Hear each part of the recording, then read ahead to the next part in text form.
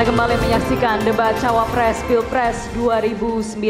Di segmen ini kita akan kembali menyaksikan para kandidat saling bertanya dan langsung beradu argumentasi. Akan dipandu rekan saya Alvito. Baik, terima kasih Putri. Pak Sandi, Pak Ma'ruf, kita lanjutkan putaran kedua, waktu 8 menit dipakai bersama. Model resiprokal diharapkan dan efektif dan efisien sehingga mudah-mudahan semua buah pikir bapak-bapak dapat didengar dan menjadi referensi buat calon pemilih. Saya akan mulai dengan Pak Ma'ruf terlebih dahulu untuk memulai perdebatan. Waktu bersama 8 menit, Pak. Pak Sandi, dalam visi misi Bapak untuk mengatasi stunting, Anda menyebut menggunakan atau melakukan sedekah putih. Apa yang dimaksud dengan sedekah putih? Tadi Anda menyebutkan ketika menyampaikan penjelasan tentang kesehatan. Saya kira cukup pertanyaan. Baik Pak, silakan.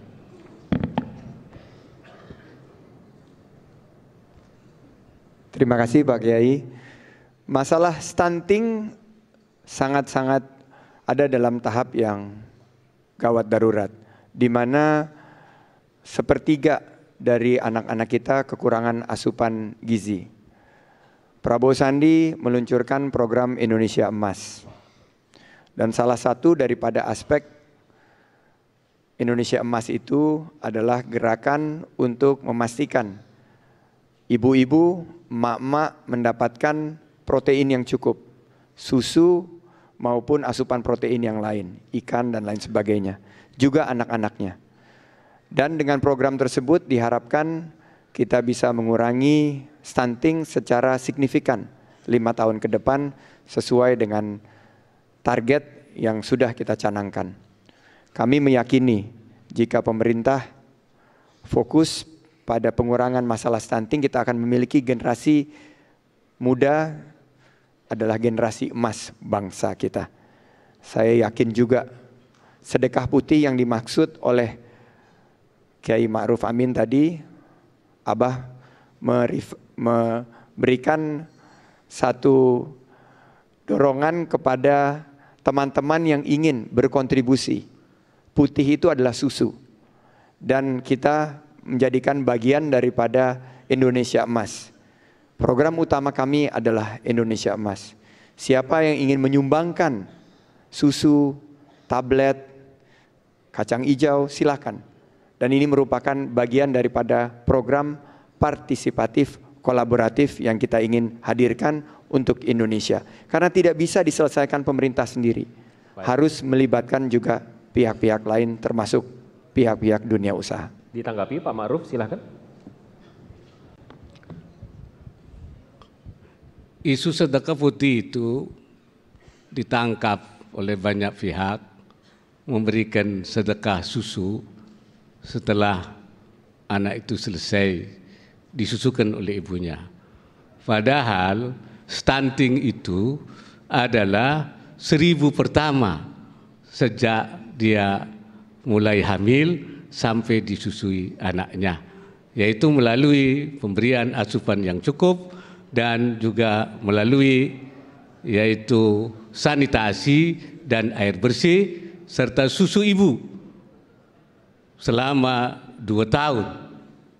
Dan setelah terutama sekali ketika susu ibu itu keluar pada saat melahirkan, yang oleh dunia kedokteran disebut sebagai kolostrum dan di dalam fikih disebut sebagai al-luba. Al-luba huwa labanul kharij awal al-wiladah. Luba adalah air susu ibu yang keluar ketika waktu melahirkan dan hukumnya itu wajib untuk diberikan menurut pendapat ahli fikih. Nah, apabila diberikan susu setelah 2 tahun, yaitu haulaini, kamilaini, 2 tahun sempurna, maka tidak lagi berpengaruh untuk mencegah stunting. maka stunting sudah tidak bisa diatasi setelah 2 tahun disusukan anaknya. Karena itu menurut saya istilah sedekah putih itu menimbulkan pemahaman yang mengacaukan masyarakat. Terima kasih. Baik, silakan ditanggapi segera. Silakan Pak.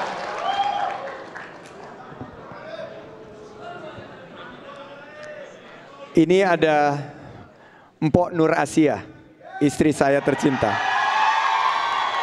Beliau melahirkan di usia 42 tahun. Anak terakhir kami si bungsu Sulaiman. Kami seperti ajaran daripada guru-guru maupun orang tua memberikan air susu ibu. Tapi mendadak di bulan ke-6 berhenti, tidak keluar lagi. Mungkin karena faktor usia, mungkin karena faktor yang lain. Nah, banyak sekali anak-anak seperti Sulaiman dan ibu-ibu yang lain juga mengalami kasus serupa. Dan disitulah kami ingin mengajak para kontributor, para yang bisa menyediakan susu, para donatur mengumpulkan uang untuk membantu agar gizi ibu dan gizi anak bisa kita perhatikan dan masalah stunting itu bisa selesai. Memberi itu baik menurut saya, dan apapun yang disedekahkan, baik itu dalam bentuk susu atau dalam bentuk yang lain, akan membantu. Bukan hanya pemerintah yang menangani, tapi juga seluruh masyarakat. Dan kita menginginkan sebuah program yang partisipatif, kolaboratif, mengajak seluruh masyarakat mengikuti sebuah gerakan. Ini bukan tentang Prabowo Sandi, ini bukan tentang Pilpres ini, tapi ini lebih besar dari Pilpres ini. Kita bicara generasi emas ke depan kita akan hilang kalau sepertiganya tidak mendapatkan asupan protein, tidak mendapatkan susu. Jadi saya ingin mengajak kita semua untuk berpikir yang besar untuk bangsa kita. Mari kita jangan saling menyalahkan dengan satu istilah satu sama lain. Mari kita fokus bagaimana menyelesaikan permasalahan ini bersama-sama. Karena kami yakin bersama kita akan mampu membangun Indonesia. Kita alihkan. Terima kasih Pak Sandi. Pak Ma'ruf, silakan jika ada tanggapan, masih ada waktu. Silakan, masih ada waktu Pak. Silakan ditanggapi. Ya. Kami ingin justru apa yang sudah berhasil dilakukan pemerintah selama 4 tahun, menurunkan stunting sampai 7%, dari 37 menjadi 30%, karena itu perlu ada upaya-upaya lebih intensif. Sebenarnya stunting ini bukan hanya masalah kesehatan, tapi juga masalah sosial, masalah sanitasi, masalah gizi. Karena itu selain upaya-upaya pemberian ASI, juga pemberian sembako kepada para ibu hamil melalui bansos, bantuan sosial, agar mereka mampu membeli kepentingan-kepentingan untuk memberikan air susu dan gizi kepada anaknya.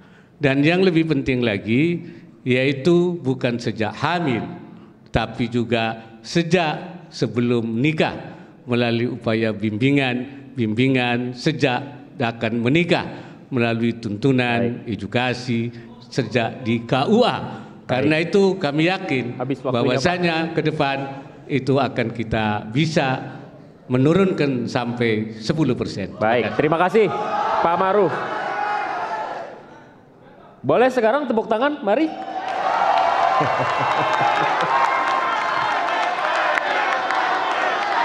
Ya, baik. Oke, kita lanjut. Sudah ya. Cukup? Baik. Kita Terima lanjut. kasih. Sekarang saya berikan kesempatan kepada nomor urut 2 untuk memulai pertanyaan pembuka debat. Waktu 8 menit dimanfaatkan bersama. Silakan Pak Sandi. Sebelum kami memberikan pemicu untuk debat, izinkan saya mengucapkan bela sungkawa kepada warga negara Indonesia dan seluruh warga yang terkena serangan teroris di Christchurch. Dan kami juga baru saja mendapat kabar ada banjir di Papua dan juga gempa di NTB. Mari kita sama-sama beristighfar dan berdoa agar rekan-rekan kita, saudara-saudara setanah air bisa menghadapi bencana ini dan semuanya insya Allah bisa selamat pulih sedia kala. Silakan Pak. Saya ingin bertanya sedikit mengenai pengangguran di usia muda, khususnya lulusan-lulusan SMK yang tidak bisa mendapatkan pekerjaan. Saya melihat ada sesuatu sistem yang tidak nyambung, karena siswa yang masuk SMK itu berharap mendapatkan lapangan pekerjaan. Saya ingin bertanya, bagaimana visi Pak Yai agar kita bisa menurunkan jumlah 61% daripada pengangguran kita di usia muda, usia 15 sampai 24 tahun, agar kita pastikan target-target pertumbuhan bangsa ini ke depan bisa kita capai. Alangkah ironisnya, negeri dengan ekonomi nomor 15-16 terbesar di dunia masih kesulitan membuka lapangan kerja bagi anak-anak mudanya. Malah kita harus mengimpor tenaga kerja asing, mengekspor tenaga kerja kita ke Malaysia, ke Timur Tengah dan lain sebagainya. Mohon penjelasan dari Pak Kiai sehingga kita bisa menyelesaikan masalah besar bersama dalam forum diskusi ini. Terima kasih. Silakan Pak Ma'ruf. Solusi yang akan kita tawarkan adalah solusi struktural dan solusi pasar, solusi market, non struktural. Solusi struktural adalah melakukan upaya reformasi pendidikan dari tingkat bawah sampai kepada universitas, terutama yaitu di tingkat SMK. Oleh karena itu kami akan melakukan revitalisasi SMK, politeknik dan akademi, dan akan kita sesuaikan dengan tuntutan pasar dengan melibatkan seperti saya katakan tadi, yaitu dunia usaha dan dunia industri, dan kepada mereka akan kita berikan insentif ketika mereka ikut mengambil peran. Di tingkat perguruan tinggi kita akan dorong supaya muncul cyber university atau campuran antara universitas konvensional dan cyber, sehingga akan melahirkan tenaga sarjana yang kualitatif dan mampu merespon dan memiliki lapangan kerja yang terbuka baik di dalam negeri maupun di luar negeri.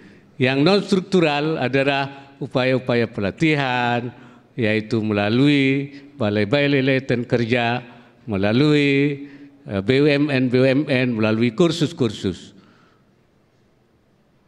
Oleh karenanya, untuk mendorong agar semangat untuk melakukan upaya peningkatan, maka kami sekali lagi akan mengeluarkan kartu prakerja supaya memperoleh semangat dan akan memberikan insentif honor antara 6 bulan sampai 1 tahun. Baik, kita alihkan ke Pak Sandi lagi untuk menanggapi, silakan.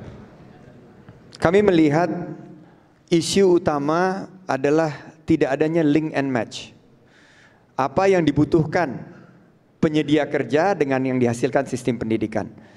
Maka program kami adalah memastikan bahwa SMK terhubung secara sinergis dengan para penyedia kerja, baik itu di dunia usaha maupun di sektor lainnya, termasuk pemerintahan. Kita pastikan bahwa siswa-siswi SMK kita harus mendapatkan lapangan kerja begitu lulus. Dan rumah siap kerja untuk anak muda yang kami luncurkan. Jadi bukan akan, tapi telah kami luncurkan 2 hari yang lalu, menjadi solusi permanen terhadap masalah pengangguran di usia muda. Untuk yang menjadi wirausaha sudah ada OKOC. Alhamdulillah 90.000 pegiat OKOC yang ada di Jakarta dan sekarang sudah diangkat ke level nasional. Tapi mengenai rumah siap kerja, di mana anak-anak muda bisa datang Di situ ada co-working space. Di situ ada tempat berolahraga, main tenis meja, bola basket, maupun kegiatan-kegiatan training. Baik itu barista, kopi, kita sediakan di sana. Rumah Siap Kerja juga akan memastikan jika anak-anak lulusan SMK menginginkan beasiswa bisa diakses melalui pendekatan siap jemput bola. Kita siapkan juga mobil Siap Kerja. Harapan kami dalam 5 tahun Prabowo Sandi memimpin, kita bisa mengurangi 2 juta pengangguran muda untuk Indonesia. Ini yang dibutuhkan untuk kita menjadi Indonesia yang menang, Indonesia yang adil makmur. Baik. Pak Maruf. Pemerintah sudah melakukan revitalisasi SMK, Politeknik. Oleh karena itu akan terus kita perkuat, kita takzimkan, kita perbesar, kita takmilahkan, kita sempurnakan, dan kita ziyadahkan, kita tambahkan supaya nanti semakin hari semakin besar. Kita juga akan memberikan akses kepada masyarakat, para pencari kerja, supaya bisa mengikuti kursus-kursus secara gratis, baik itu kursus yang sifatnya kepintaran, akses kepintaran, akses kecakapan, fotografi, kemudian juga seni, kemudian juga membuat berbagai macam produk, dan juga kebugaran dalam rangka sehat, yaitu baik anak muda maupun orang tua, semuanya secara gratis. Ini adalah janji pemerintah yang akan datang untuk memberikan kesempatan, keterampilan kepada tenaga kerja, bukan hanya untuk kerja, tapi juga untuk bisa mandiri. Demikian, terima kasih. Masih ada waktu, mau ditanggapi Pak Sandi? Menciptakan lapangan kerja di usia muda merupakan satu semangat daripada milenial. Data riset terakhir, milenial menginginkan menjadi entrepreneur. 69% daripada milenial, anak-anak muda kita ingin sistem yang fleksibel. Prabowo Sandi mendesain kebijakan kita untuk memastikan milenial kita mendapatkan kesempatan membuka lapangan kerja di berbagai bidang, mulai dari ekonomi kreatif sampai kepada teknologi digital. Baik. Terima kasih. Terima kasih. Dan kita sudah tuntaskan debat Sebentar. langsung antar calon wakil presiden. Sekarang boleh tepuk tangan. Tepuk tangan. Oke. Baik. Baik. Cukup? Cukup. Sekarang sudah berakhir debatnya Putri, tapi rasanya rangkaian acara ini belum tuntas. Belum selesai dan akan mencapai puncaknya nanti di segmen berikutnya, di mana para kandidat wakil presiden akan menyampaikan pernyataan penutup. Tetap bersama kami di debat Cawapres Pilpres 2019.